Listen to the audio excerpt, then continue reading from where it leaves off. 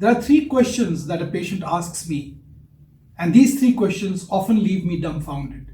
The first one, of course, is, "But doctor, you're bald." The next one is, "Doctor, do the procedure such that I will never need a hair transplant in future." And the last one, which is no less confounding and often finds its way into my mailbox every other day, is, "Doctor, what is the cost of a hair transplant?" They are very simplistic questions asked by an innocent mind. A person who has not done due research, but they always flummox me. In today's times, when so much of information is available on the internet, if one wants to do diligent, honest research, there's so much of material available. Though I often empathize with these patients who ask such questions, questions which reveal the lack of knowledge about the field of hair transplant. And I cannot but help to feel protective about these patients. Since if they ask a question like this, they don't have their flanks covered. They are vulnerable to scam clinics. So first, you should do your research and then go out seeking a hair transplant surgeon. So today's topic is the cost of a hair transplant. How do you determine the cost of a hair transplant as a client? And how clinics determine the cost that they charge from the client. This is one question of a generic nature which not only never ceases to mesmerize me, but also confuses my clients no end, because various clinics charge various rates for hair transplant and they give different promises. A clinic which charges less will give more promises than a clinic which charges more. For starters, just see this example, comparison of two costs. I had last year a patient who had a bad hair transplant which cost him $500, and he spent another $10,000 the same year to get it rectified. The total number of grafts done were 5,000. So how much would you say the cost per graft was for this patient? On the other hand, I had a patient many years back who just received 1,000 scalp grafts at a young age for his hairline and temple points. Very little hair transplant work, as you would understand. But he diligently followed up on post-operative care. He kept his DHT levels at bay, keeping his hair loss progression in check all the time. It's been 5 or 6 years now. He has a history of progressive baldness in the family. Most of his male members in the family are grade 6 bald. But with this medication, with this advice, he has been able to maintain a head full of hair for these last 5 or 7 years. So 1,000 grafts for only $1,400. Is this cost per graft cheap or expensive? The premium in hair transplant, the cost of hair transplant, is a holistic thing. It is not a one-time procedure. It is your relationship with the doctor for a long period of time. A doctor who has seen your baldness from the start and who has been treating you over the years is more valuable than if you keep changing a doctor, going from one clinic to the other. That makes the whole procedure extremely expensive.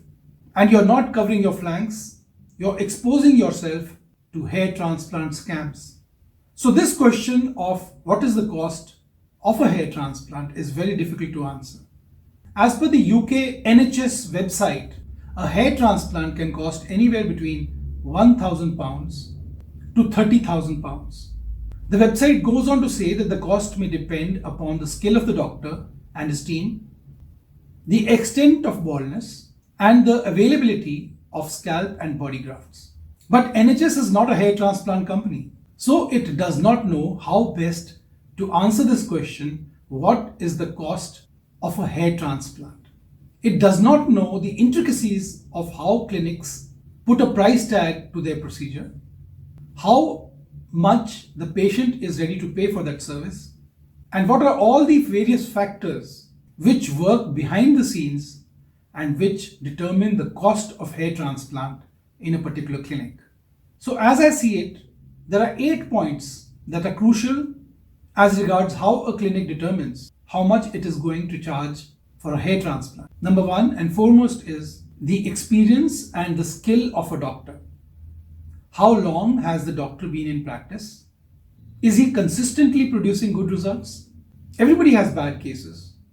The medical science is not a perfect science, and there will be an occasional patient whom the doctor could not help.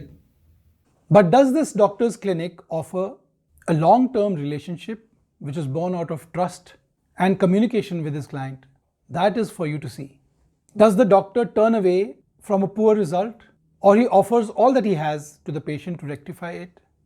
That is more important. Is this a doctor's clinic? If it is a doctor's clinic, you must know whether the team is on call or the team is on permanent payroll of the clinic. If it is not a doctor's clinic, you need to know whether the doctor and the team are on call or not. If this is a doctor's clinic, but the clinic has many branches, you need also to know who will be performing the procedure in the other clinics. How much is the doctor hands-on during the procedure? How much of the procedure does he do himself? And how much he delegates to his assistants in the team? Most doctors today do not do most of the procedure. There's a large number of clinics where the doctors do not touch the patient. So in such clinic models, these clinics can offer huge discounts. Sixthly, how many cases does the clinic do every day? What is the technique used by the clinic? Is it an advanced follicular unit extraction? And lastly, and very importantly, is the doctor a pure hair transplant surgeon? Or does he perform other procedures in his clinic? So to say, is he a hair transplant generalist or a hair transplant specialist? Now let's discuss this patient of mine who was very obsessive and rather compulsive about which doctor, which clinic he will choose for his hair transplant. He took a long time to determine the right clinic, the right doctor to do his hair transplant for himself. So after his procedure was done, I asked him how he went about choosing a particular clinic. So very hesitatingly, he told me that initially he had shortlisted 25 clinics, and then he made a list of these clinics and shot out mails to them individually. He went on their websites to determine whether these clinics were only doing hair transplant, were they 100% hair transplant clinics, or they were offering other services as well. Because there are many clinics which, besides offering hair transplant, offer a gamut of other procedures like cleft lips, cleft palates, other reconstructive surgery procedures, burns management. If it is a dermatologist's clinic, lasers are offered, treatment of various skin conditions, Botox and fillers. If it is a dentist's clinic, he's doing all sorts of dental maneuvers and implants. So the patient says that this was very simple because all the services that were offered by the doctor were listed on his website. So he finally selected 3 clinics that appealed to him for his hair transplant. We were lucky to be one of these 3 clinics he had shortlisted for his hair transplant. The other clinic was in Delhi and another in Turkey. So this patient visited all these 3 clinics one by one, spent a whole day in front of these clinics from 7 a.m. to 7 p.m. besides getting a consultation done. He did this so as to see how many cases are being done in this clinic each day. How many patients walk out of the clinic with their head bandaged. One clinic where he went to had done 7 cases of hair transplant that day.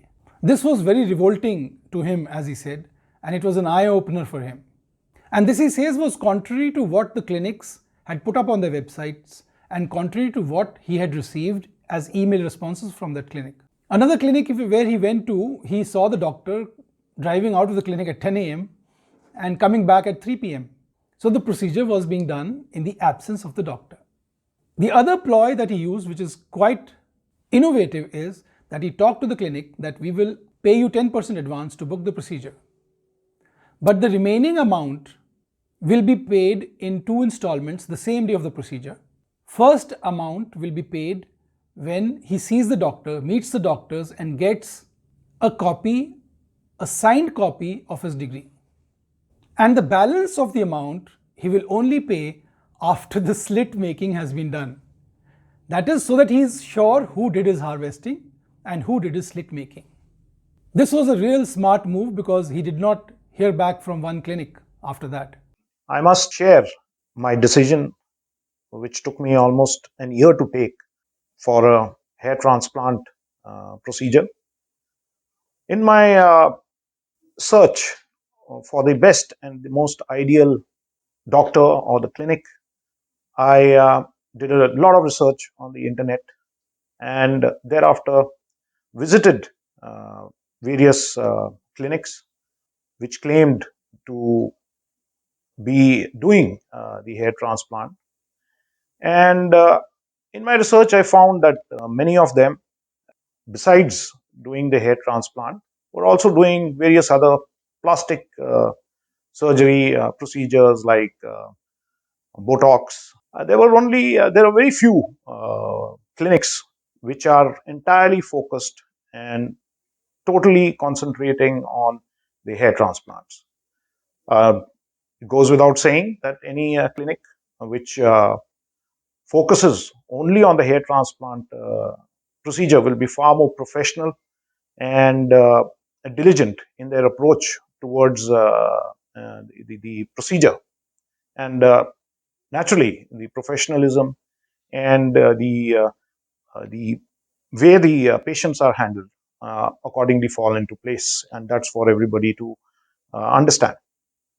I finally focused on two, three clinics, one of which was Darling Buds at Mohali, and they have an outlet also in Mumbai. One was in Delhi, and the third one was in Turkey.